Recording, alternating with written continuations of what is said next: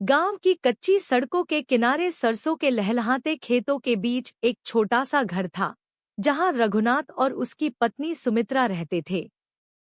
किसान रघुनाथ की जिंदगी का सबसे बड़ा सपना था, एक बेटा हो जो उसका नाम रोशन करे, खेतों की देखभाल करे और बुढ़ापे में सहारा बने। जब पहली बार उसकी पत्नी सुमित्रा मां बनी, तो पूरे घर में खुशी का माहौल था। पर जैसे ही दाई ने बाहर आकर कहा, बधाई हो, बिटिया हुई है, रघुनाथ के चेहरे की चमक अचानक फीकी पड़ गई।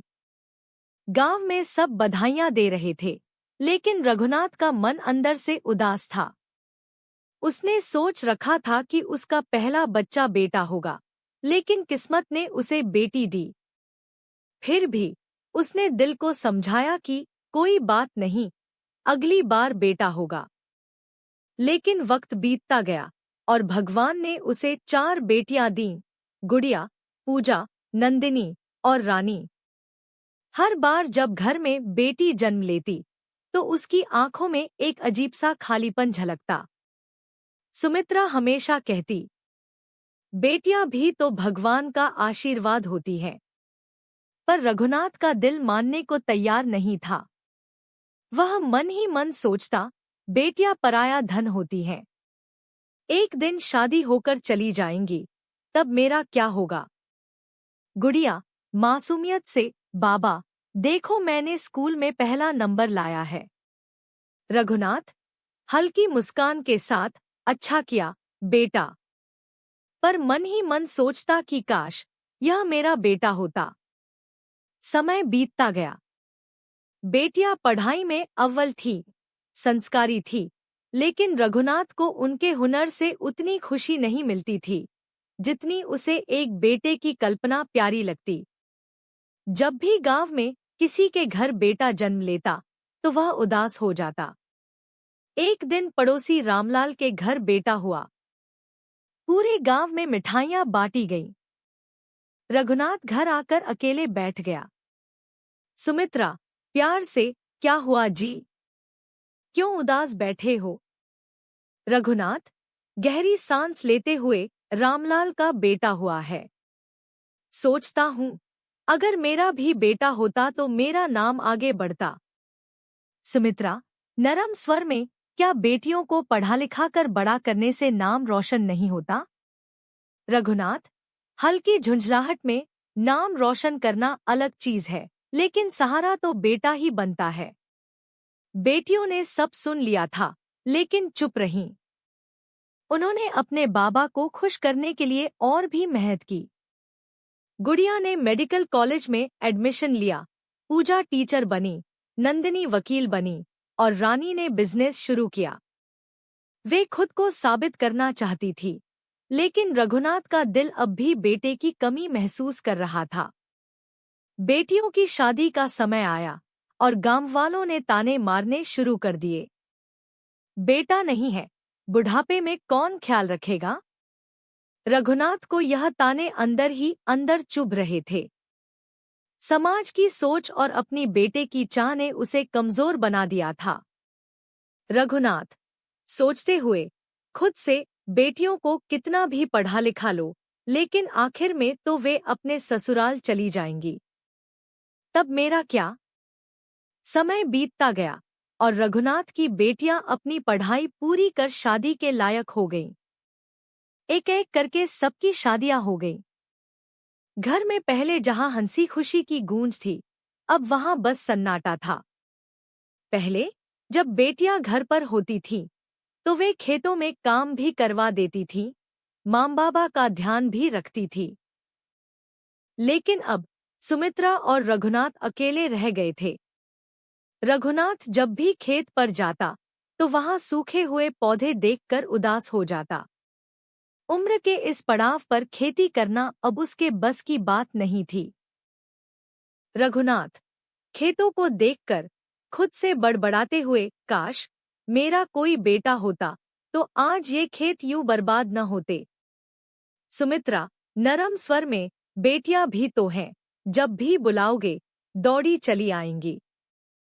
रघुनाथ आंखों में उदासी लिए, लेकिन वे अब अपने घर की हो गईं।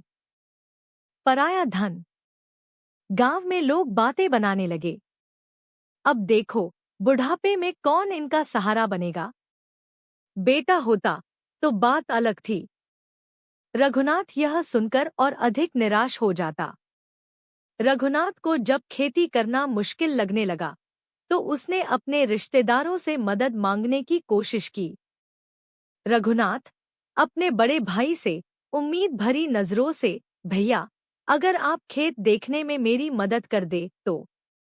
अब मैं अकेले नहीं संभाल सकता। बड़ा भाई बेवजह बहाने बनाते हुए, अरे, मैं भी बूढ़ा हो गया हूँ और मेरे बेटे को शहर में नौकरी लग गई है, वो अब यहाँ आने से रहा। रघुनाथ टूटे हुए स्वर में, अच्छा। वह समझ गया कि बेटे बड़े होकर माता पिता के लिए नहीं रुकते। उसने अपने कुछ पुराने दोस्तों और गांव वालों से भी मदद मांगी, लेकिन सबने किनारा कर लिया। गांव के कुछ लालची लोग उसकी हालत देखकर उसकी जमीन हड़पने की योजना बनाने लगे। गांव के कुछ लोग आपस में चर्चा करते हुए, रघुनाथ के पास अब कोई बेटा नहीं है, जमीन हथियाना आसान होगा। एक आदमी हंसते हुए, उसने अपनी सारी संपत्ति बेटियों की शादी में लुटा दी। अब इसके पास बचा ही क्या है। रघुनाथ को इस साजिश की भनक लग गई, लेकिन अब वह कर भी क्या सकता था। एक रात रघुनाथ अपनी चारपाई पर लेटा हुआ था।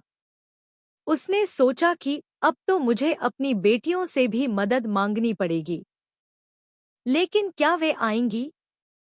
सुबह हुई और तभी अचानक आंगन में 4 परछाइयां दिखीं। रघुनाथ ने आंखें उठाकर देखा। उसकी चारों बेटियां खड़ी थी। गुड़िया मजबूत आवाज में, बाबा, हमें खबर मिली कि कुछ लोग आपकी जमीन हड़पना चाहते हैं। आप अकेले नहीं हैं, हम हैं ना। पूजा, जो अब एक वकील बन चुकी थी, तुरंत कानूनी दस्तावेज निकाल लाई। उसने उन लोगों को चेतावनी दी कि अगर उन्होंने जमीन पर कब्जा करने की कोशिश की तो उन पर कानूनी कार्यवाही होगी। गांव वालों के सामने बेटियों ने जो हिम्मत दिखाई, उसे देखकर रघुनाथ की आंखों में आंसू आ गए। रघुनाथ गहरी सांस लेते हुए, मैंने हमेशा बेटे की चाह की, पर असली सहारा तो मेरी बेटियां निकली। गुड़िया पिता के हाथ पकड़ते हुए, बाबा, बेटा नहीं, बेटियां भी सहारा बन सकती हैं। गांव के लोगों के सामने यह सबसे बड़ा सबक था। अब वे वही लोग थे जो पहले ताने मारते थे और अब कहते थे। सच में रघुनाथ की बेटियां उसके बेटों से बढ़कर निकली। अब रघुनाथ को एहसास हो गया था कि संतान का मूल्य बेटा या बेटी के नाम से नहीं, बल्कि उनके कर्मों से आका जाना चाहिए। रघुनाथ बेटियों को गले लगाते हुए, बेटियां पराया धन नहीं होती, वे घर की रौनक होती हैं, परिवार का अभिमान होती हैं। इस कहानी का संदेश गांव के हर घर तक पहुंचा। अब लोग कहने लगे, बेटा हो या बेटी, फर्क सिर्फ सोच का होता है। जिस संतान में सेवा और सम्मान हो, वही असली वारिस होती है। बेटा हो या बेटी, सबसे बड़ी बात यह है कि वे माता पिता का सहारा बने।